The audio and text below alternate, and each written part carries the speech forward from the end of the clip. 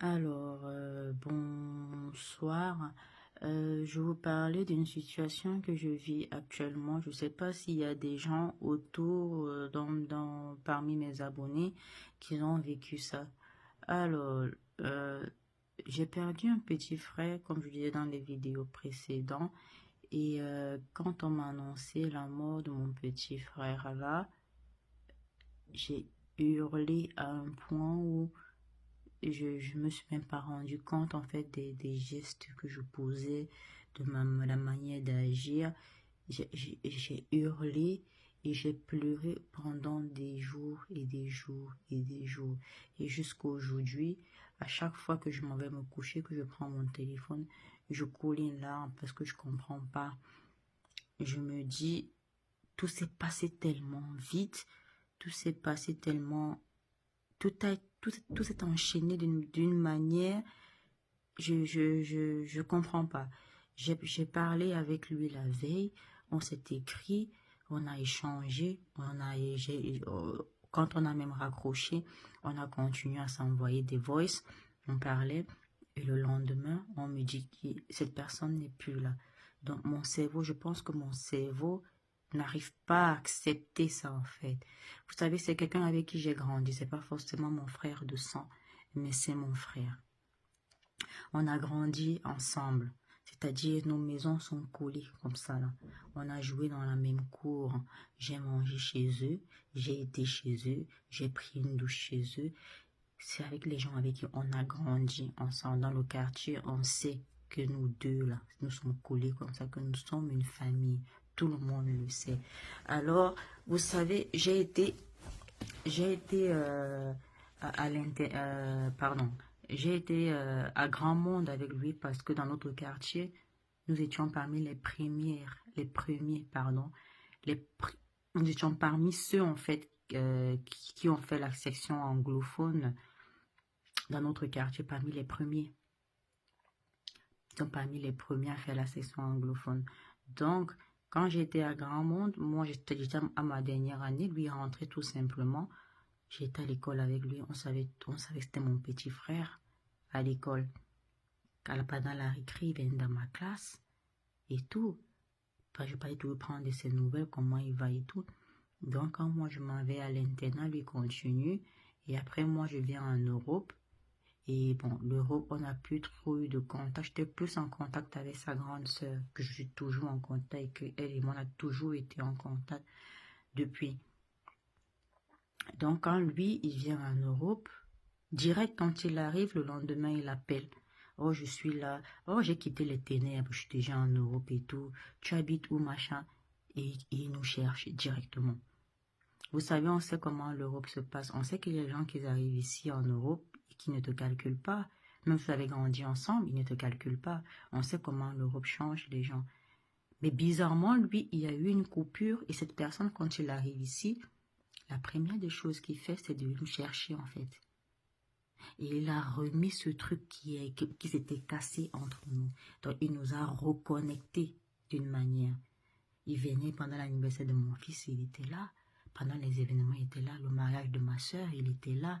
Parfois, il venait juste pour rien comme ça, se coucher à la maison. Il dormait, on tapait les commentaires. Il repartait. Il nous parlait de ses projets. Il nous disait comment il veut faire tel, comment il veut réussir. On donnait des conseils. On s'appelait. Il n'y a pas une semaine qui passait sans qu'on s'appelle. Vous voyez les messages qu'on s'envoyait. Oh, merci ma soeur, merci beaucoup avec les cœurs, les emojis, et tout ça. Je pense que même avec ses propres sœurs au pays, il n'avait plus ce contact-là en fait. Je pense qu'il a entre guillemets remplacé ce truc-là. Qu'avec nous, je vous dis qu'on s'écrivait tous les jours, on s'envoyait des voices, on prenait des nouvelles. Lui, il m'appelait tout le temps. Tout le temps, il m'appelait. Avant qu'il ne parte pour les États-Unis, il me dit, ah, il faut qu'on se voit. Je veux qu'on mange ensemble avant de partir et tout. Machin, c'est comme ça qu'on se regroupe, on mange ensemble. Je donne des conseils quand je peux donner à un petit frère que là-bas, fais attention et tout. Tu sais, c'est pas les États-Unis, c'est pas la France, c'est pas le Cameroun, c'est un autre monde et tout. Je donne des conseils, j'ai dit, et quand il part, à chaque fois qu'il fait de l'escale, il me disait, oh, je suis à tel endroit, d'ailleurs, je repars à tel. Donc, c'est mon petit frère. Et la veille, de ce drame, on s'est parlé, on s'est échangé, on a envoyé des messages, on a communiqué ensemble. Même quand on a raccroché, on s'est envoyé des voices. Il me disait, non, je boxe demain, Daï. Et moi, je félicite que, je suis contente que c'est ton rêve. Je suis contente que tu es en train d'avancer un peu. Tu es en train de toucher, en fait, ton rêve, quoi. Tu es en train de réaliser ton rêve et tout. Et le jeu dort. Je me réveille le lendemain. On m'appelle pour me dire qu'il n'est plus là. Je vous dis, j'ai hurlé. J'ai hurlé parce que j'ai pas compris ce qui se passait. J'ai essayé de faire le film dans ma tête mais j'ai parlé avec lui, ça fait même pas 24 heures. Est-ce que j'ai loupé quelque chose? Est-ce que il y a tellement de si dans ma tête, il y a tellement de choses dans ma tête que je n'arrive pas à expliquer et je n'arrive pas à accepter ce deuil-là, en fait, j'arrive pas. Vous savez, j'ai perdu une grande sœur quand j'étais petite, une grande sœur qui nous sommes même mères, nous sommes du même sang. Elle était malade, elle est partie. J'ai pas trop ressenti la chose parce que j'étais encore petite, mais je me rappelle de la scène.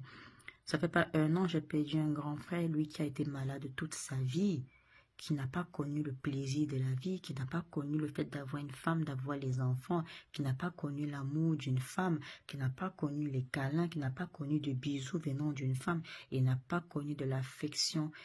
Quand je parle de la femme, parce que je pense que c'est la meilleure chose qu'un homme puisse vivre, c'est avoir une famille, avoir des enfants, rentrer du boulot, mais il n'a pas connu ça toute sa vie. Il a été quelqu'un de malade toute sa vie. Et dès le moment où sa maladie commençait déjà à s'empirer, je suis allée à l'église et j'ai dit au Seigneur, mon Dieu, si c'est le moment, il faut le prendre. Et j'ai demandé au Seigneur que tout ce que je demande, c'est que tout ce qu'il n'a pas pu avoir sur cette terre, sur cette vie-là, qu'il puisse l'avoir pendant sa deuxième vie, parce que je crois au fait qu'on a tous une deuxième vie. Quand on quitte ce monde, on part dans un autre monde. J'ai dit au Seigneur que le Seigneur puisse permettre qu'il puisse vivre tout ce qu'il n'a pas pu vivre, qu'il puisse jouir de tous les bonheurs qu'il n'a pas pu avoir sur cette terre, qu'il puisse l'avoir à sa deuxième vie. Et c'est comme ça que le Seigneur l'a pris. Donc j'ai eu mal, mais je n'ai pas eu ce mal-là. Parce que d'un côté, j'avais mal de me dire que j'ai perdu mon frère. Et d'un autre côté, j'étais un peu soulagée. J'ai dit qu'il allait se reposer. Il se dit que non, il était quand même malade. On se dit ça. Qu'il y a eu des maladies, il y a eu des signes. On ne se prépare jamais assez psychologiquement pour la perte de quelqu'un. Mais quand tu sais que quelqu'un est malade, tu te dis que ça peut arriver. Mais là, mon petit frère n'était pas malade. Il était en bonne santé. Il m'a appelé. Il m'a dit ce qu'il allait faire le lendemain. On a parlé et reparlé. On s'est envoyé des voices. J'ai donné des conseils. Comment il doit faire attention à lui. Qu'il ne passe pas une journée sans me donner de nouvelles. De me donner des nouvelles. Que s'il est en galère, qu'il n'hésite pas à me contacter. Même si je lèche le sol, mais pour lui, je vais trouver une solution. Qu'il n'hésite pas une seconde. Et vous savez, le lendemain, on t'appelle pour dire que cette personne n'est plus là. Il est parti de quelle manière, Seigneur? Il allait se balader avec des amis et il n'est plus jamais rentré. Et il n'est plus jamais rentré. Et de là, les choses se sont enchaînées d'une rapidité monstre. C'est-à-dire, on est parti, on a retrouvé le corps, on a mis à la mort. Voilà, ça a été tellement rapide. C'est-à-dire que nous tous, on n'a pas eu le temps d'accepter ce qui s'était passé, que c'était déjà la fin.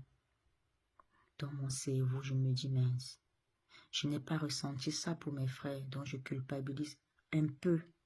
Je me dis, mais pourquoi je ressens ça pour lui que je n'ai pas ressenti pour mes frères et sœurs? Est-ce que je suis normale? Est-ce que c'est normal?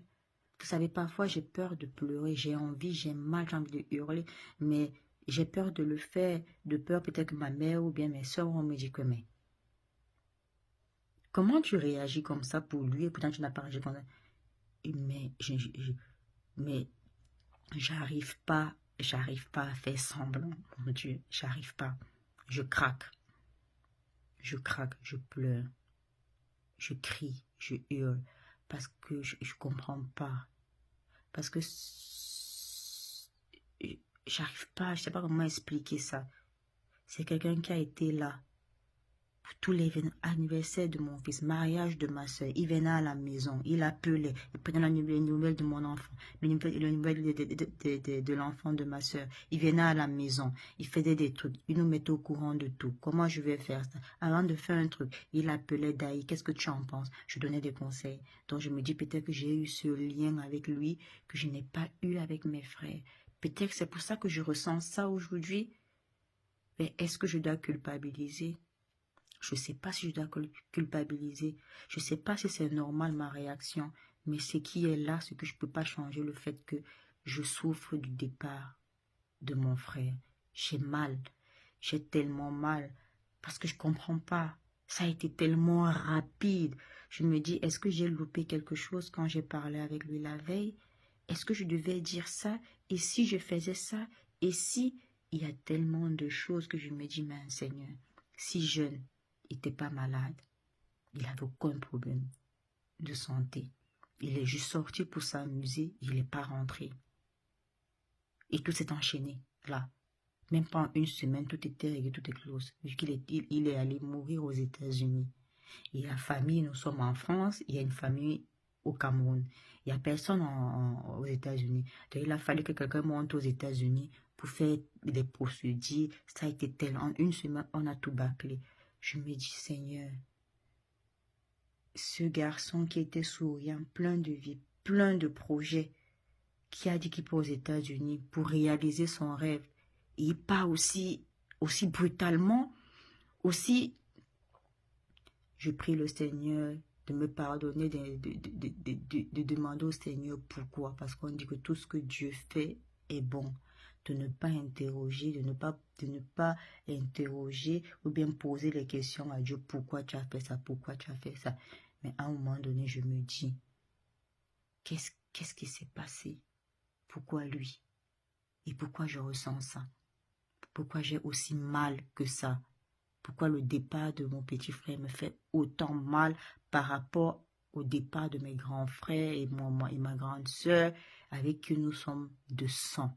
On partage le même sang. On est sortis du même ventre. Mais j'ai pas ressenti ça. Mais pour mon petit frère, je me dis, il était si jeune. Il est parti tellement.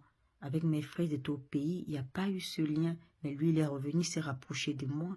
Il a porté mon enfant. Il est parti, avant de partir, on a mangé ensemble, on a pris un repas ensemble, on s'appelait. Je me dis, c'est peut-être que c'est ça qui joue. Mais aujourd'hui, je vous dis, je culpabilise beaucoup par rapport à ça. Et je souffre beaucoup du départ parce que je pense qu'il m'a donné, il m'a considéré, il nous a considéré à un moment donné. Il nous a reconnecté à notre vie d'enfance, en fait. Il a été ce lien-là. Donc...